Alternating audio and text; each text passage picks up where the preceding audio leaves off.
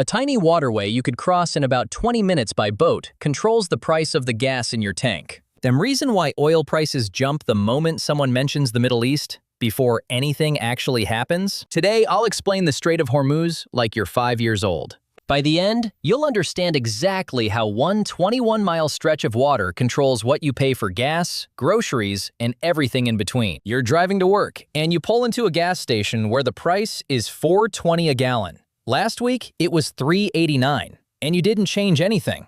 But something happened somewhere, and the world didn't feel any different to you. Something happened, somewhere, and now it costs you an extra $6 to fill your tank. That something almost always traces back to the same place. Picture a narrow strip of ocean sitting between Iran on one side and the UAE and Oman on the other. At its narrowest point, it's only about 21 miles wide. That's roughly the distance from downtown Manhattan to the middle of New Jersey. But it doesn't look like much on a map, and that's what makes it so easy to underestimate. Here's what flows through it every single day. About 20% of the world's oil supply. 1 in every 5 barrels of oil on the planet passes through this one skinny corridor every single day. Like clockwork. On top of that, the strait carries roughly 20% of the world's liquefied natural gas as well. Meaning it's not just oil prices on the line, but heating bills and electricity costs in countries halfway around the world. So basically, the entire global economy has exactly one major artery. And it runs through a neighborhood that's been politically unstable for decades. That's the Strait of Hormuz, a geographic choke point so critical that if it closes, the oil market doesn't slow down.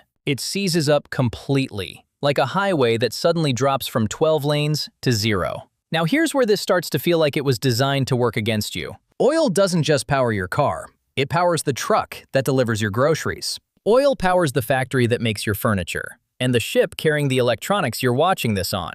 When oil prices go up, the cost of producing and shipping almost everything goes up too. Those costs get passed directly to you at the register. Your grocery bill, your Amazon order, your electric bill, the price of a plane ticket home for the holidays. It all traces back to that 21-mile strip of water. But wait, here's the part they don't put on the evening news. The price of oil doesn't wait for anything to actually happen to the strait. It reacts to the possibility. It reacts to the rumor. To a tweet from an Iranian general, or to a US warship quietly changing course. The oil market is run by traders sitting in front of screens, making billion-dollar bets on what they think might happen. And those bets move the price before the situation on the ground changes at all. So when there's tension near the strait, a trader in London decides the risk just went up. They adjust their position and prices tick up almost immediately. Other traders see prices ticking up and assume something's happening, so they adjust their positions too. The price jumps again, and you, pulling into that gas station, are paying for someone else's anxiety. Incredible system if you're the trader, considerably less great if you're the one holding the pump. Here's the plot twist most people never hear. You assume the price of gas went up because something went wrong with the supply. But most of the time, nothing went wrong with the actual supply at all. The barrels are still moving, and the tankers are still sailing on schedule. The price went up because someone on Wall Street decided the probability of something going wrong had increased. They priced that probability into every barrel, and it showed up in your gas tank by the weekend. The market for oil isn't just reacting to reality, it's reacting to perceived reality, and someone always profits from the fear. Here's how the choke point mechanics actually work. Ships carrying oil through the strait travel through specific shipping lanes. 2 lanes in, 2 lanes out, each about 2 miles wide.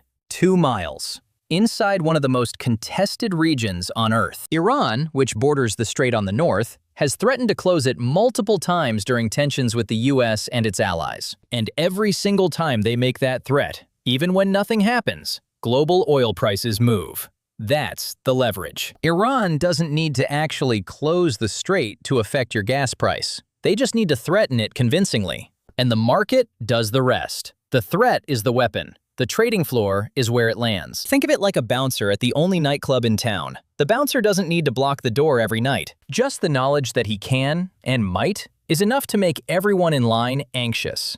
Except in this case, the nightclub is the global oil supply, and the cover charge gets added to the price of everything you buy. Now let's talk about who actually wins here, because it's not you. When oil prices spike due to Hormuz tensions, oil-producing countries not affected by the strait, places like the US, Canada, and Norway, suddenly get paid more for their oil without producing a single extra barrel. Oil companies post record profits. Traders who bet correctly make enormous returns. Defense contractors see their stock prices climb because military tension means military spending. That's 4 separate groups cashing in on the same panic. None of them are you.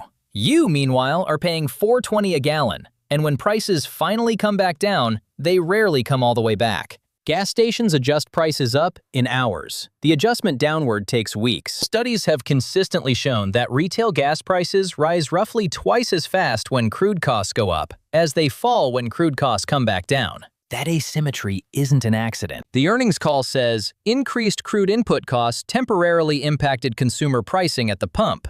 Translation: oil got more expensive. We passed every penny to you immediately. When it got cheaper, we held the price a little longer than necessary. The quarter went great.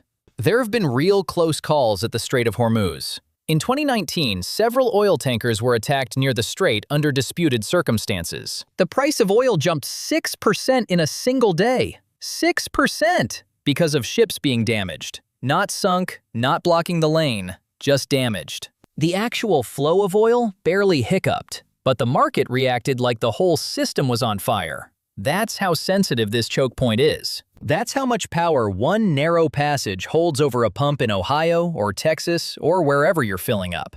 What's never discussed: the 2019 attack was never conclusively attributed. The cause stayed murky for months. But the price spike? That happened the same morning. The market didn't wait for evidence. It priced in the fear and moved on. By the time the facts came out, the traders had already made their money. So now you're back at that gas station. The price is $4.20. You know what you didn't know before. Some combination of geopolitical tension near a 21-mile strait, a trader making a bet in London, an oil company holding the margin a little longer than necessary, and a market designed to price in fear before it prices in facts. That's what's on the screen in front of you. You didn't cause it, you can't fix it, you just pay it. Here's what changes when you see it clearly. The volatility isn't a glitch, a choke point that responds to threats as readily as it responds to actual disruptions is an incredibly useful tool if you're on the right side of the trade. Stable, predictable oil prices would be great for you. Volatile prices that spike on fear and ease slowly? That's great for someone else. And that someone else spent a long time making sure you never learned how any of this works. The Strait of Hormuz doesn't just control oil prices. It's proof that the global economy runs through a handful of critical pressure points, and the people who understand those pressure points use them, while everyone else just wonders why the number at the pump keeps going up. So here's the question worth sitting with. If one 21-mile strait can shake the price of everything you buy, what does it say about how fragile the whole system actually is, and who benefits most from keeping it exactly that fragile?